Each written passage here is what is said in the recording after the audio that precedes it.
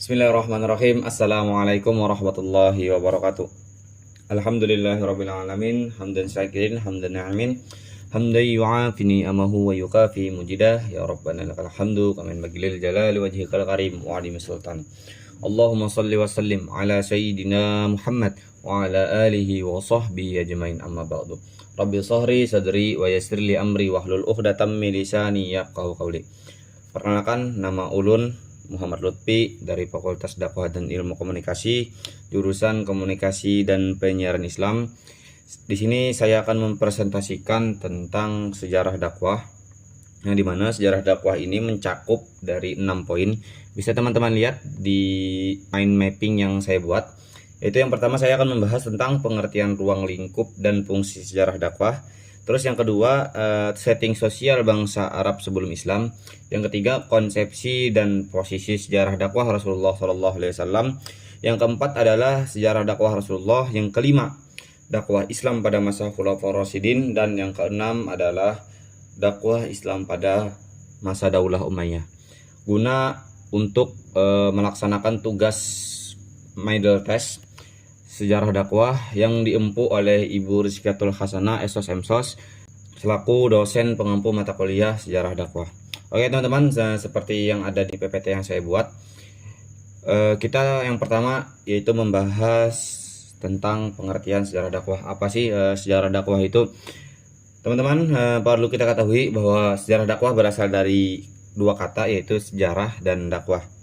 Secara etimologi, kata sejarah berasal dari bahasa Arab syajarah atau syajaratun, yang artinya pohon, teman-teman. Tapi secara garis besar di Indonesia sejarah berarti silsilah, asal usul, riwayat, dan apabila dibuat skema yang menyerupai pohon, lengkap dengan cabang, ranting, dan daun. Dengan penjelasan di atas bahwa pengertian sejarah dakwah bermakna sebagai pertumbuhan dan perkembangan dari pohon. Dakwah menurut istilah adalah upaya menyebarluaskan kebenaran, teman-teman, dan mengajak orang lain untuk mempercayai. Sedangkan dakwah berasal dari bahasa Arab, yaitu da'a yad'u da'watan, yang artinya mengajak atau menyeru.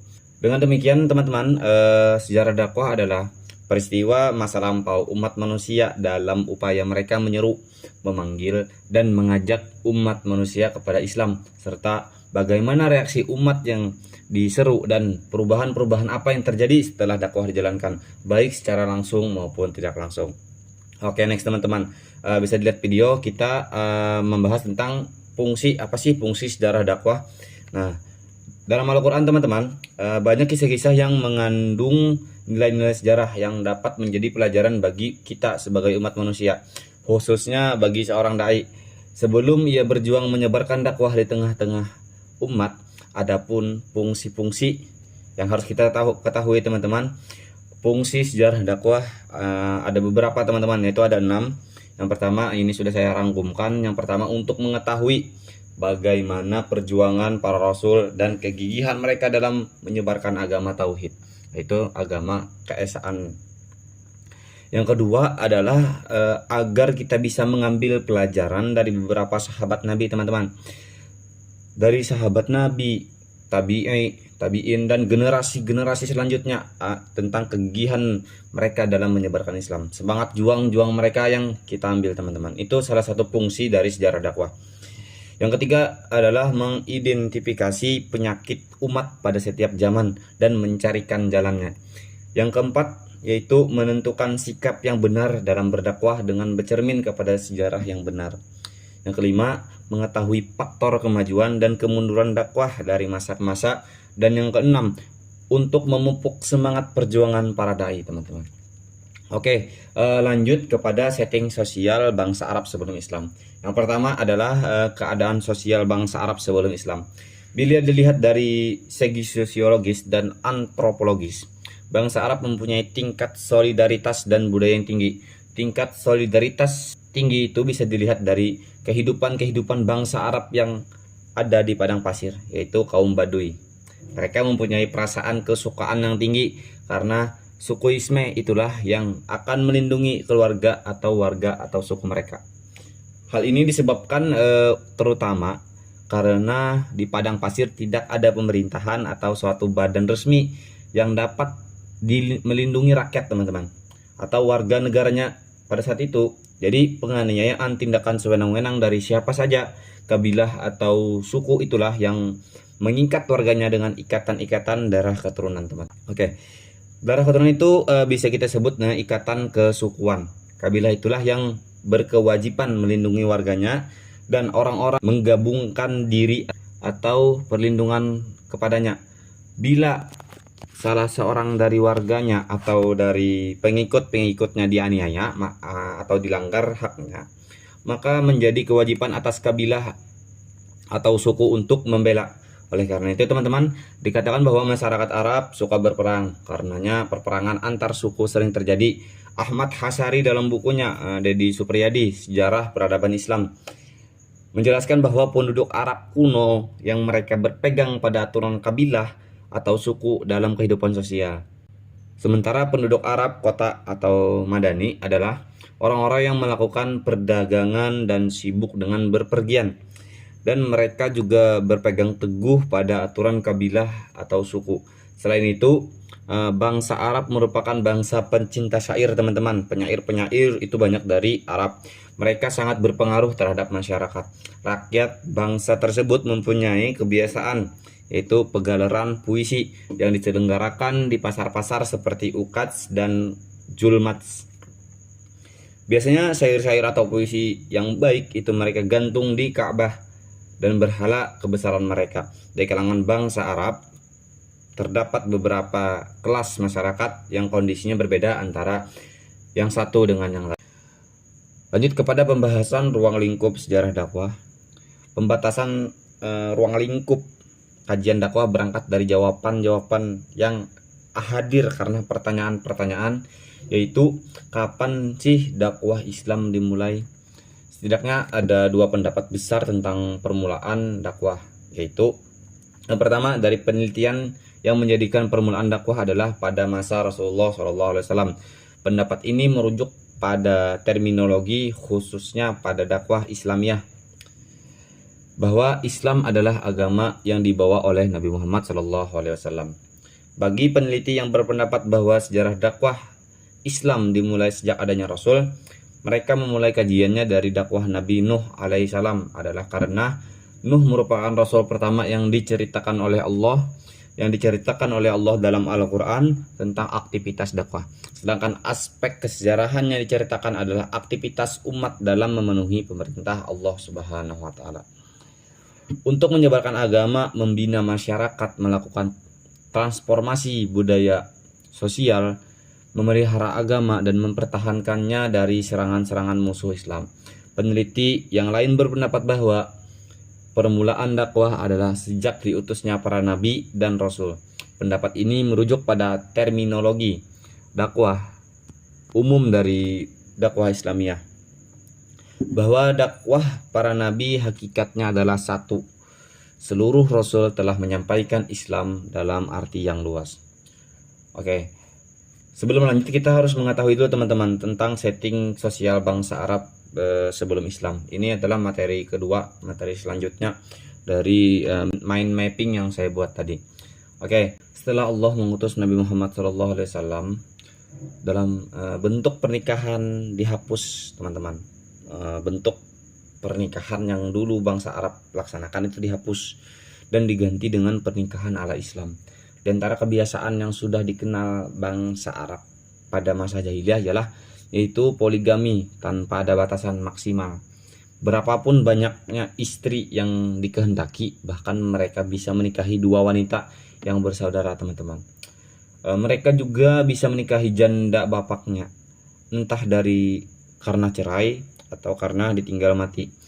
Perzinahan mewarnai setiap lapisan masyarakat bangsa Arab pada saat itu teman-teman, sebelum Islam datang. Tidak hanya terjadi di lapisan tertentu atau golongan tertentu, kecuali hanya dengan sebagian kecil dari kaum laki-laki dan wanita yang memang masih memiliki keagungan jiwa. Mereka tidak mau menerjunkan diri ke dalam kehinaan itu. Selain dari hal tersebut teman-teman, di antara masyarakat jahiliyah yang ada kebiasaannya yaitu mengubur hidup-hidup anak perempuannya teman-teman. karena anak perempuan pada saat itu dianggap aib. Atau bisa juga membunuh anak laki-laki karena takut miskin dan lapar. Tapi hal ini tidak dianggap sebagai kebiasaan yang memasyarakat, sebab masyarakat jahiliyah juga suka minum arak dan suka berjudi. Meminum arak merupakan salah satu adat kebiasaan mereka dan berjudi menjadi permainan yang disukai. Selain itu, mereka juga tidak mempunyai kesopanan, sopan santun. Misalnya mengerjakan tawaf mengelilingi Ka'bah pada musim haji, baik laki-laki maupun perempuan melakukannya dengan telanjang. Masya Allah, luar biasa teman-teman. Mereka juga percaya dengan perkataan peramal-peramal pada saat itu teman-teman. Ahli nujum biasanya. Peramal adalah seorang yang menggambarkan sesuatu yang akan terjadi di kemudian hari, yang mengaku bisa mengetahui rahasia gaib. Secara garis besarnya, kondisi sosial mereka bisa dikatakan diliputi dengan manusia hidup layaknya binatang, dan wanita diperlakukan layaknya benda mati. Memang tidak dapat dipungkiri teman-teman bahwa di tengah kehidupan orang jahiliyah banyak terdapat hal-hal yang hina dan masalah-masalah yang tidak bisa diterima oleh akal sehat kita saat ini teman-teman. Akan tetapi meskipun begitu, mereka masih memiliki sifat-sifat positif yang nantinya dijadikan Nabi Muhammad SAW modal besar untuk mencetak generasi terbaik di muka bumi ini. Oke, lanjut teman-teman ke setting sosial bangsa Arab sebelum Islam. Hubungan seseorang dengan keluarga di kalangan bangsawan sangat diunggulkan dan diprioritaskan, dihormati dan dijaga, sekalipun harus dengan pedang yang terhunus darah yang bertumpah. Selain itu, hubungan laki-laki dan wanita harus melalui persetujuan wali wanita. Seorang wanita tidak bisa menentukan pilihannya sendiri, sedangkan kelas masyarakat lainnya beraneka ragam dan mempunyai kebebasan hubungan antara laki-laki dan perempuan. Abu Dawud meriwayatkan dari Aisyah radhiyallahu an bahwa pernikahan pada masa jahiliyah itu ada 4 macam. Yang pertama teman-teman bisa dilihat di videonya, yaitu pernikahan secara spontan. Seorang laki-laki mengajukan lamaran pada laki-laki lain yang menjadi wali wanita. Lalu dia bisa menikahinya setelah menyerahkan mas kawin seketika itu pula. Pada saat itu pula teman-teman bisa dinikahi dengan spontan. Yang kedua yaitu menurut Abu Dawud, seorang laki-laki bisa berkata kepada istrinya yang baru suci dan haid, temuilah fulan dan berkumpullah bersamanya. Suaminya tidak mengumpulinya hingga ada kejelasan bahwa istrinya hamil dan dari orang yang disuruh mengumpulinya. Jika sudah jelas kehamilannya, maka suami bisa mengambil kembali istrinya jika memang dia menghendaki hal itu. Yang demikian itu dilakukan karena dia ingin kelahiran seorang anak yang baik dan pintar. Pernikahan seperti ini dinamakan nikah istibda. Oke, yang ketiga teman-teman, pernikahan poliandri, yaitu pernikahan beberapa orang laki-laki yang jumlahnya tidak mencapai 10 orang, yang semuanya mengumpuli satu orang wanita teman-teman.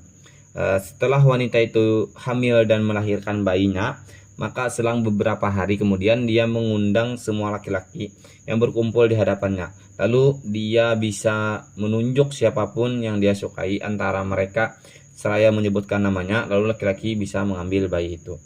Terus yang keempat teman-teman, yang terakhir juga di pembahasan ini, dari sekian banyak laki-laki bisa mendatangi wanita yang dikehendakinya, yang juga disebut wanita pelacur. Biasanya mereka memasang bendera khusus di depan pintunya sebagai tanda bagi laki-laki yang ingin mengumpulinya. Jika wanita pelacur ini hamil dan melahirkan anak, dia bisa mengundang semua laki-laki yang mengumpulinya. Setelah semua berkumpul, diselenggarakan undian. Siapa yang mendapat undian, maka dia bisa mengambil anak itu dan mengakuinya sebagai anaknya, dan tidak bisa menolak hal itu. Oke, lanjut teman-teman kepada keadaan politik bangsa Arab sebelum Islam. Bangsa Arab sebelum Islam hidup bersuku-suku, kabilah-kabilah, dan berdiri sendiri-sendiri teman-teman. Satu sama lain kadang-kadang saling bermusuhan. Mereka tidak mengenal rasa ikatan nasional.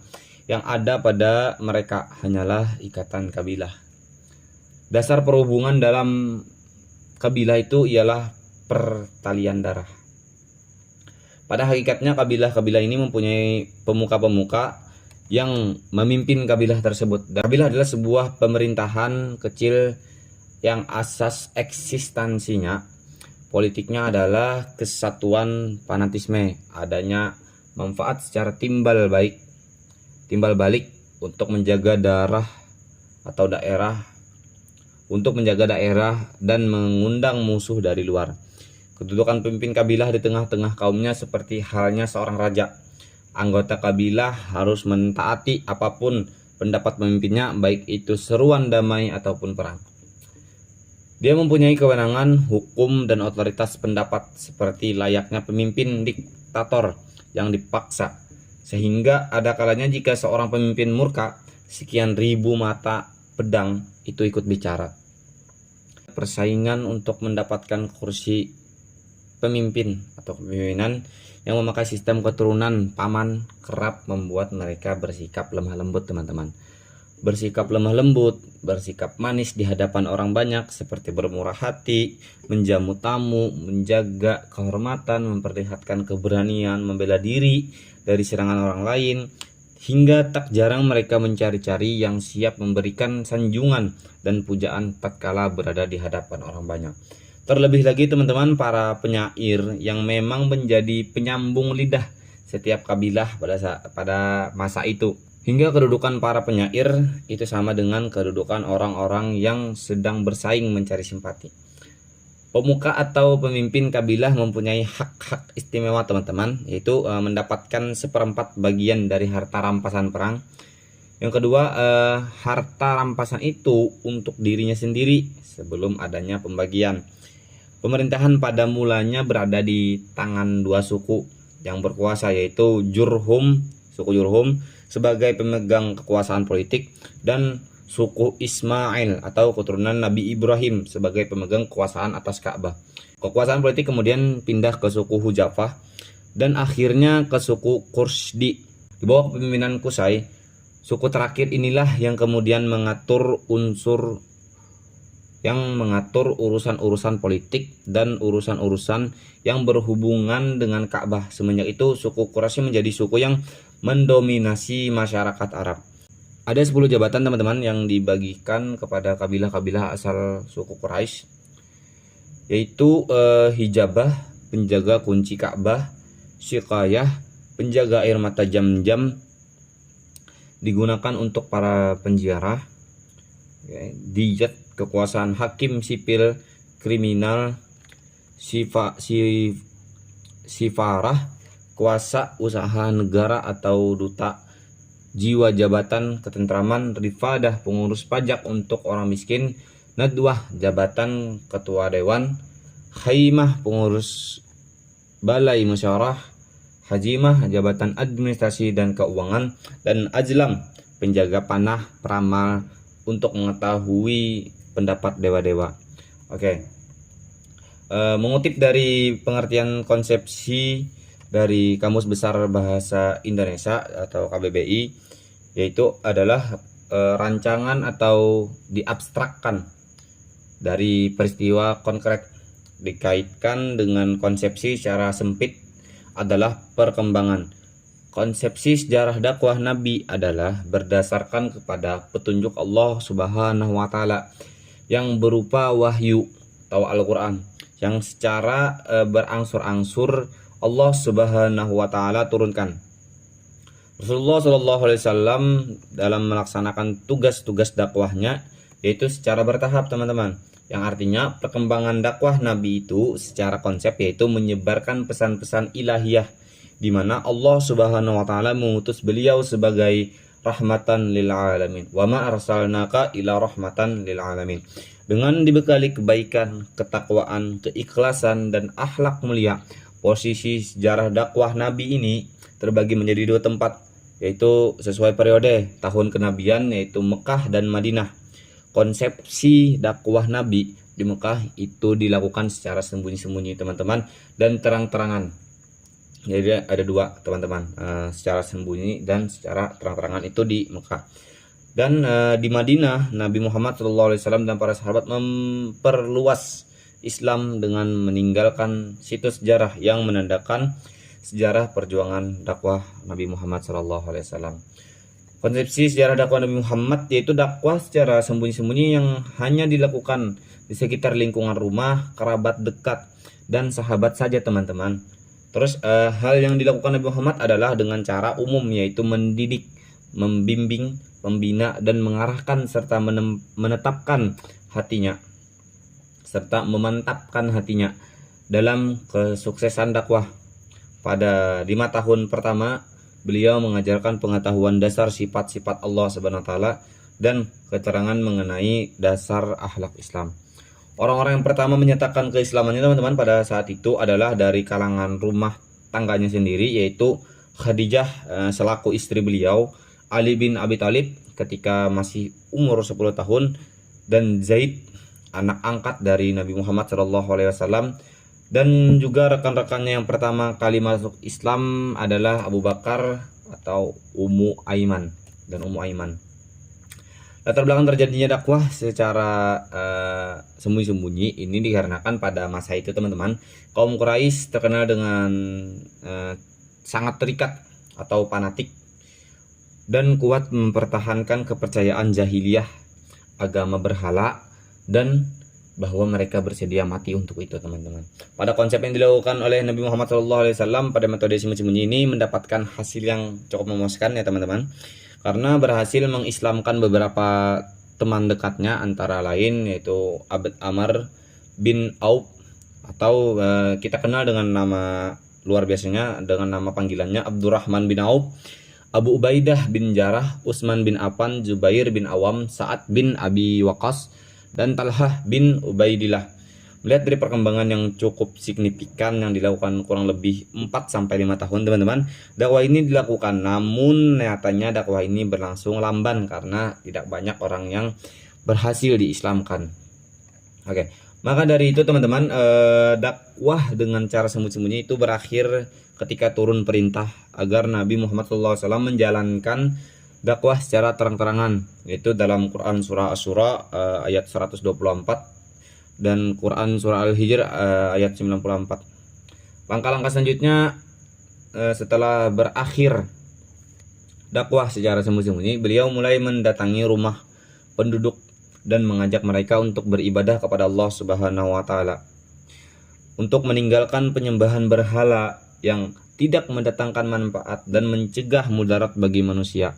Kemudian diadakannya pertemuan umum di Bukit Syafa dan menyampaikan seruannya menyatakan bahwa dia Nabi Muhammad SAW adalah utusan Allah Subhanahu wa taala sebagai pembawa peringatan dan pembawa kabar gembira.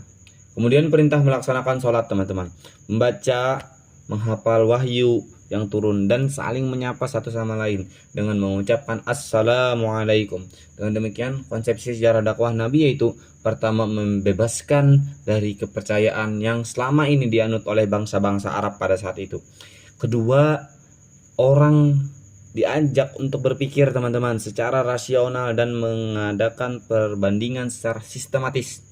Ketiga, dalam menyampaikan kebenaran yang dibawanya, wahyu menyuruhnya untuk berlaku bijaksana, yaitu dengan mengajukan argumentasi yang kuat dan rasional dengan nasihat-nasihat yang baik teman-teman, dengan ancaman dan janji dan dialog-dialog yang meyakinkan orang dalam Quran surah An-Nahl ayat 125.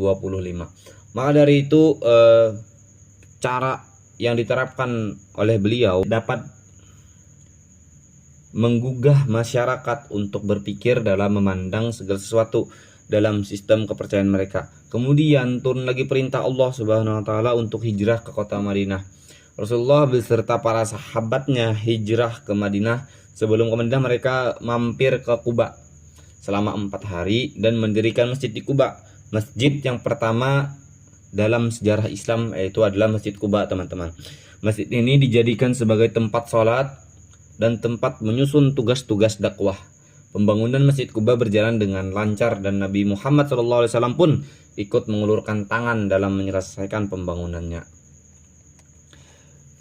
Masih dalam konteks konsepsi tadi, setelah itu setelah tiba di Madinah, mempersatukan dan mempersaudarakan kaum Ansar dan kaum Muhajirin teman-teman. Itu tugas pertama Nabi Muhammad SAW sebagai dasar kehidupan dari bersumber yang bersumber dari Al-Quran, yang di dalamnya berisi akidah-akidah yang tinggi dan sempurna yang mampu menyatukan umat manusia di bawah satu bendera dalam ikatan ukhuwah Islamiyah, mempersatukan kaum Ansar dan kaum Muhajirin di kota Madinah. Kemudian Nabi Muhammad SAW mendirikan masjid yang dijadikan pusat kota pada saat itu, lalu merumuskan Piagam Madinah atau Konstitusi Madinah. Piagam ini berfungsi untuk merumuskan poin pokok yang dijadikan undang-undang politik bagi masyarakatnya, dan juga sebagai pengaturan sistem politik dan sosial masyarakat Islam dalam hubungannya dengan umat yang lain. Rasulullah SAW berdakwah sampai akhir hayatnya, hingga akhirnya Rasulullah SAW wafat pada hari Senin tanggal 12 Rabiul Awal tahun 11 Hijriah pada usianya yang ke-64 tahun. Semua perjuangan Rasulullah telah membawa Islam dari zaman jahiliyah menuju peradaban Islam yang cerah. Oke, lanjut kepada tahapan sakit, tafaul, dan isti'lam al-hukmi. Yang pertama adalah interaksi perjuangan di tengah umat atau mardallah tafaul ma'ul ummah. Tahapan ini dilakukan Rasulullah SAW ketika memulai dakwahnya di Mekah. Langkah-langkah dakwah yang dilakukan Rasulullah SAW dalam tahapan ini adalah dengan jalan mendidik dan membina masyarakat dengan akidah dan syariah Islam. Yang kedua adalah pembinaan dan pengkaderan atau mursalah sakit wa takwin, yaitu para muslimin yang telah terhimpun dalam partai politik Islam yang ikhlas harus diterjunkan di tengah-tengah masyarakat untuk meraih kekuasaan dari tangan umat. Hal itu sebagaimana yang pernah dilakukan Rasulullah SAW bersama para sahabatnya setelah dianggap cukup dalam menjalankan proses dakwah dengan tahapan pembinaan dan pengkaderan ini, teman-teman. Kelompok-kelompok dakwah Rasulullah SAW selanjutnya diperintahkan Allah untuk berdakwah secara terang-terangan. Konsep selanjutnya yaitu tahap penerapan hukum Islam atau marhalah sabik ahkamul Islam. Setelah proses talabun nusrah berhasil, selanjutnya penerapan syariah Islam secara kafah sebagai hukum dan perundang-undangan masyarakat dan negara, sebagaimana yang pernah dilaksanakan oleh Rasulullah SAW dan para sahabat setelah mendapatkan Baitul Aqabah II. Penerapan syariah Islam ini ditandai dengan diberlakukannya Piagam Madinah yang wajib ditaati oleh seluruh warga dan negaranya, baik dari yang muslim maupun non-muslim. Selain itu, penerapan syariat Islam juga untuk peraturan kehidupan masyarakat dalam negeri. Rasulullah SAW juga menerapkan syariat Islam untuk politik luar negerinya. Inilah tahapan terakhir dari metode penegakan syariah dalam Islam yang dapat diteladani dari perjalanan Rasulullah SAW. Lanjut, yaitu metode dakwah Rasulullah. Kegelapan menyeliputi dunia sebelum Nabi Muhammad SAW diutus. Sementara itu dunia Arab dipenuhi dengan perilaku jahiliyah seperti penyembahan berhala, perang antar kabilah, dan penindasan kepada wanita. Kondisi peradaban dunia di luar Arab lebih parah lagi, teman-teman. Berbagai agama dan aliran kepercayaan yang ada seperti Yahudi, Nasrani, Hindu, Konghucu tidak mampu menyindir di dunia karena ajaran mereka banyak. Agama Islam lahir di Jazirah Arab yang dibawa oleh Nabi Muhammad SAW. Dakwah yang dibawa oleh beliau pada awalnya tidak memperoleh respon yang positif, teman-teman, dari masyarakat karena mereka masih menjaga agama leluhur sebelum mereka. Itu beberapa metode dakwah Rasulullah yang diterapkan pada saat itu. Yang pertama adalah metode personal atau sirri. Pendekatan ini dilakukan dengan cara face to face atau tatap muka, individual secara dai dan mad'u, bertatap muka langsung sehingga reaksi yang timbul akan segera diketahui langsung, teman-teman. Terus yang kedua adalah pendekatan dengan penawaran, teman-teman, yaitu Mekah merupakan pusat ziarah sejak zaman Nabi Ibrahim hingga sekarang, baik daripada masa pra-Islam maupun sesudahnya. Setelah itu, satu pendekatan dakwah Nabi adalah menawarkan agama Islam kepada kabilah-kabilah yang menziarahi Ka'bah. Yang ketiga yaitu dengan metode pendidikan, yaitu dengan dakwah melalui pendekatan pendidikan telah dilakukan Nabi Muhammad SAW pada masa ke masa awal-awal, berbarengan dengan dakwah syiri seperti yang dilakukan di rumah Abu Al-Arqam. Terus yang ketiga, teman-teman, yang keempat, pendekatan misi. Nah, itu adalah pengiriman dai ke daerah-daerah yang jauh dari tempat tinggal Nabi untuk mengajarkan agama Islam. Pendekatan dakwah ini merupakan bagian dari pendekatan pendidikan, namun dalam hal ini eksis atau mundis atau titik tekan yang pada pendelegasiannya atau pengiriman para dai oleh Nabi Muhammad SAW. Yang kelima, teman-teman, yaitu pendekatan korespondensi. Pendekatan korespondensi merupakan salah satu dakwah yang dilakukan Nabi Muhammad SAW. Dakwah melalui korespondensi ini dilakukan Nabi Muhammad SAW pada tahun ke-7 Hijriah terhadap bangsa-bangsa non-Arab. Sebelumnya, selama 16 tahun Nabi Muhammad SAW berdakwah hanya kepada masyarakat Arab, tepatnya 10 tahun di kota Mekah dan 6 tahun di Madinah. Fakta ini menunjukkan bahwa Islam adalah agama universal. Melalui surat dakwah, Islam disebarkan Nabi ke Eropa, Romawi, Persia, dan Afrika. Lanjut kepada sejarah dakwah Rasulullah yang dijelaskan di atas juga tadi metode, sekarang sejarah dakwah Nabi Muhammad pada periode Mekah. Ini kita membahas ini dulu, teman-teman, yaitu Islam lahir di kota Mekah dibawa oleh Nabi Muhammad SAW. Saat itu Mekah dalam kondisi gelap gulita, budaya jahiliyah berkembang pesat, kesyirikan merajalela. Allah Subhanahu wa taala mengutus Nabi Muhammad SAW untuk mengadakan perubahan baik dalam hal akidah maupun tatanan kemasyarakatan. Kondisi masyarakat Mekah sebelum Islam, kejahiliahan, kebodohan masyarakat waktu itu terdapat dalam beberapa bidang. Yang pertama, agama masyarakat Arab adalah penyembah berhala. Berhala itu diletakkan di Ka'bah, jumlahnya mencapai 300 lebih, teman-teman. Saking banyaknya itu. Di antara berhala-berhala yang termasyhur bernama Ma'abi, Hujjah, Hubal, Lata, Uzza, dan Manat. Terus yang kedua, moral masyarakat Arab menjadikan kabilah yang kalah perang menjadi budak. Moral masyarakat Arab menjadikan kabilah yang kalah perang menjadikan budak. Menempatkan perempuan di tempat terendah, suka berjudi dan minum-minuman keras. Yang ketiga adalah hukum masyarakat Arab menganggap bahwa judi, mabuk-mabukan, berzina, mencuri, merampok, membunuh bukan merupakan perbuatan yang salah. Melihat kondisi masyarakat Mekah dan dalam kejahilan, Rasulullah SAW kurang lebih 5 tahun terakhir sebelum kenabian selalu berhalwat, mendekatkan diri kepada Allah Subhanahu wa taala di Gua Hira. Tujuannya agar Allah Subhanahu wa taala berkenan memberi petunjuk dalam menghadapi umat. Dalam usia 40 tahun, bertepatan tanggal 17 Ramadan 610 Masehi, Rasulullah SAW didatangi malaikat Jibril, dan saat itulah turun wahyu yang pertama, surah Al-Alaq, yaitu Iqra, bacalah. Surah Al-Alaq 1-5 sebagai berikut: bacalah dengan menyebut nama Tuhanmu yang menciptakan, Dia telah menciptakan manusia dari segumpal darah.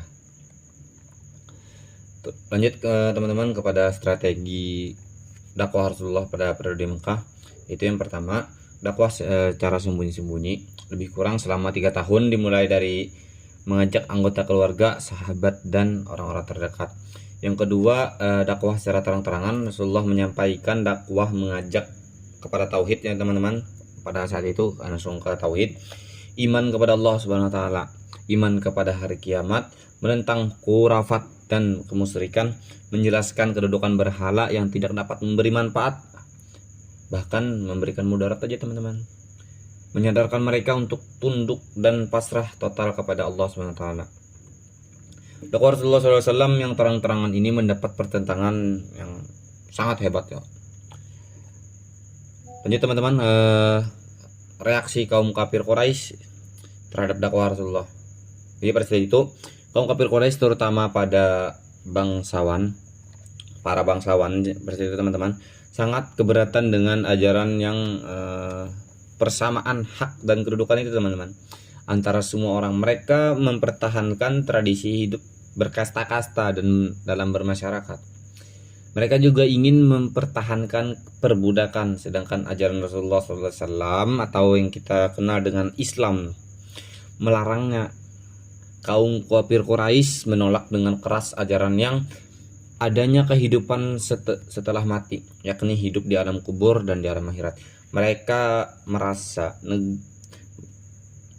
ngeri dengan siksa kubur dan ajab-ajab neraka. Kaum kafir Quraisy juga menolak ajaran Islam karena mereka merasa berat meninggalkan agama dan tradisi hidup bermasyarakat atau warisan leluhur mereka. Dan kaum kafir Quraisy menentang keras dan berusaha menghentikan dakwah Rasulullah SAW karena Islam melarang menyembah berhala. Usaha-usaha kaum kafir Quraisy untuk menolak menghentikan dakwah Rasulullah bermacam-macam, antara lain kaum kafir Quraisy mengusulkan pada Nabi Muhammad SAW agar permusuhan di antara mereka dihentikan. Caranya, suatu saat kaum kafir Quraisy menganut Islam dan melaksanakan ajarannya. Di saat lain, umat Islam menganut agama kaum kafir Quraisy dan melakukan penyembahan terhadap berhala. Lanjut, dakwah Rasulullah pada periode Madinah. Setelah tiba dan diterima penduduk Yastrib atau penduduk Madinah, Nabi resmi menjadi pemimpin penduduk kota itu.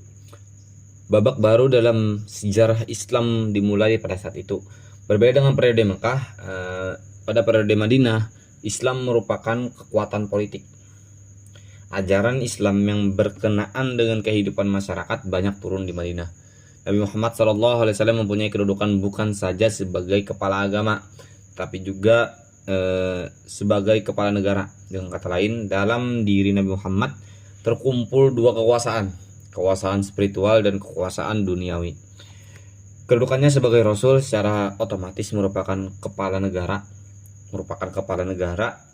Dakwah Rasulullah SAW periode Madinah berlangsung selama 10 tahun, yakni dari semenjak tanggal 12 Rabiul Awal tahun pertama Hijriah sampai dengan wafatnya Rasulullah pada tanggal 12 Rabiul Awal tahun ke-11 Hijriah.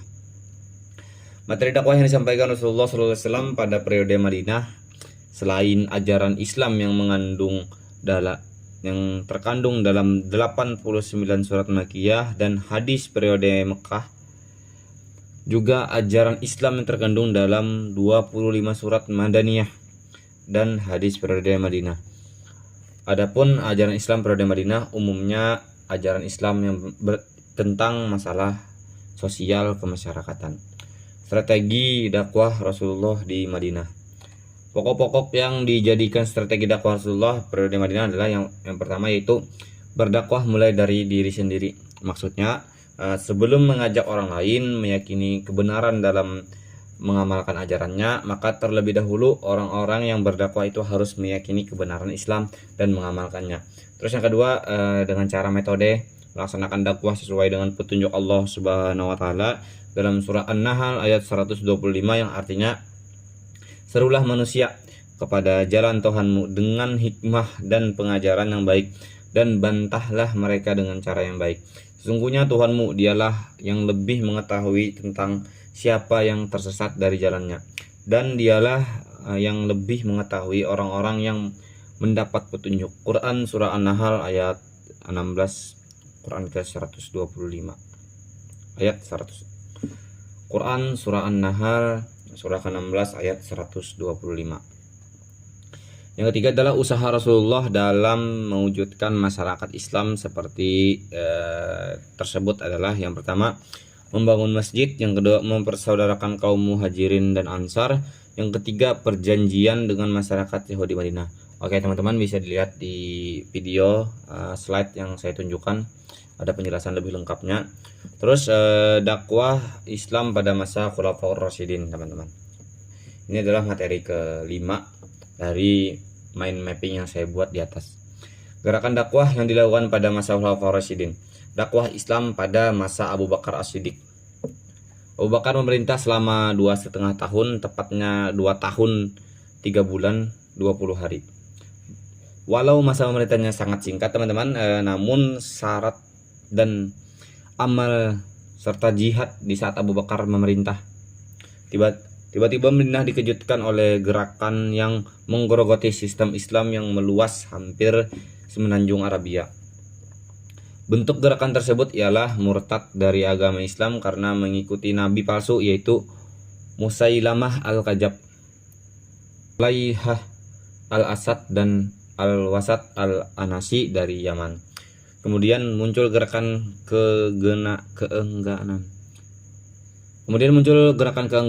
atau membangkang teman-teman untuk membayar zakat karena mengikuti Malik Nawirah dan dari Bani Tamim.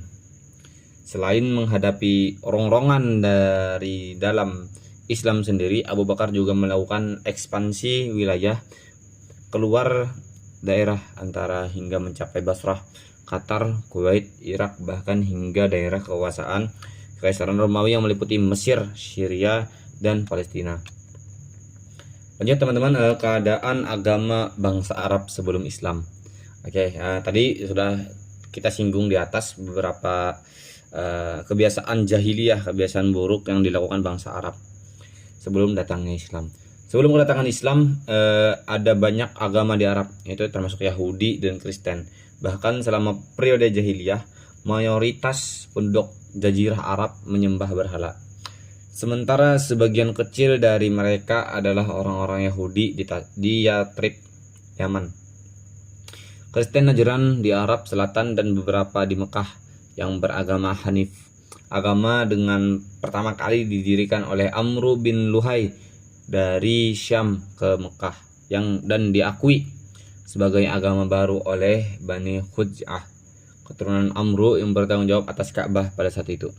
Agama pagan ini yang kemudian berkembang pesat sehingga menjadi agama mayoritas penduduk di Mekah. Ada sejumlah agama yang dianut oleh komunitas Arab. Agama yang berbeda dari orang Arab para pra-Islam adalah paganisme dan Yudaisme. Ada ratusan berhala dalam berbagai bentuk di sekitar Ka'bah. Setidaknya ada 4 nama berhala, yaitu Sanam, Watan, Nusub, dan Hubbal. Sanam terbuat dari logam atau kayu berbentuk perserangan. Watan juga terbuat dari batu. Nusub adalah batu karang tanpa bentuk tertentu. Hubbal berupa manusia berbasis batu akik. Dia adalah dewa orang Arab yang terbesar ditempatkan di Ka'bah di kota Mekah. Orang-orang dari seluruh penjuru semenanjung datang ke tempat itu untuk berziarah. Beberapa suku menjalankan cara ibadah mereka sendiri. Ini membuktikan bahwa paganisme sudah tua dan ribuan tahun yang lalu. Penyembahan berhala tetap tidak terganggu selama beberapa dekade, baik pada saat keberadaan koloni Yahudi maupun upaya kristenisasi yang terjadi di Suriah dan Mesir. Selain itu, ada juga yang meyakini agama Hanafiyah, yaitu kelompok orang yang mencari agama Ibrahim murni, tidak dirusak oleh keinginan musyrik, juga tidak menganut Yahudi atau Kristen, tetapi meyakini keesaan Allah Subhanahu wa taala. Itu adalah salah satu ciri agama yang ada sebelum Islam. Selain dari 3 agama di atas, mereka juga meyakini bahwa di sisi Allah sebagai aktualisasi millah Ibrahim, agama yang sebenarnya adalah Hanafiyah. Gerakan ini telah menyebar luas ke berbagai penjuru Jazirah Arab, khususnya 3 wilayah Hijaz, yaitu Yatrib, Taif, dan Makkah. Oke teman-teman, lanjut dengan pembahasan dakwah Islam pada masa Khulafaur Rasyidin, yaitu yang pertama Umar bin Khattab. Irak dijadikan pangkalan kekuatan kaum muslimin untuk melakukan perluasan di negeri-negeri Persia lainnya.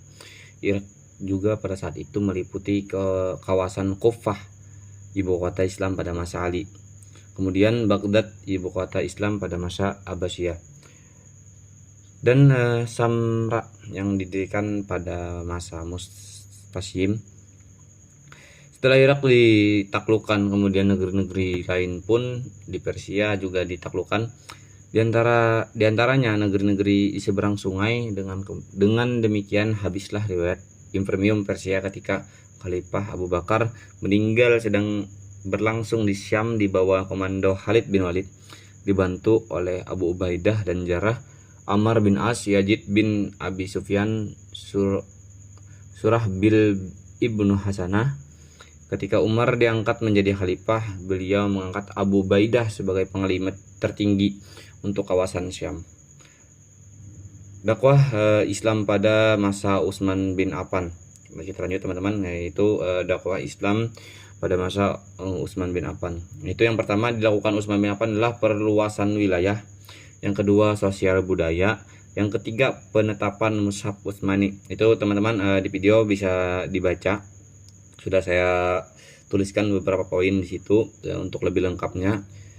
Terus dakwah pada masa Khulafaur Rasyidin, masih dalam ruang lingkup dakwah pada masa Khulafaur Rasyidin, yaitu dakwah Islam pada masa Ali bin Abi Thalib. Nah, sejarah kepemimpinan Khalifah Ali adalah sejarah terakhir pada masa kekhalifahan umat Islam dalam sejarah setelah masa kenabian. Pada saat diangkat menjadi khalifah, mewarisi kondisi yang sangat-sangat kacau teman-teman.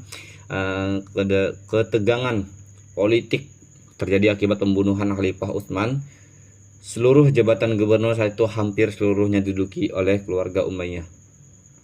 Oke, gerakan yang telah dilakukan oleh Khalifah Ali secara garis besar aja teman-teman dapat diperinci sebagai berikut. Yang pertama yaitu merombak para pejabat atas, terutama pejabat yang didominasi oleh keluarga Bani Umayyah.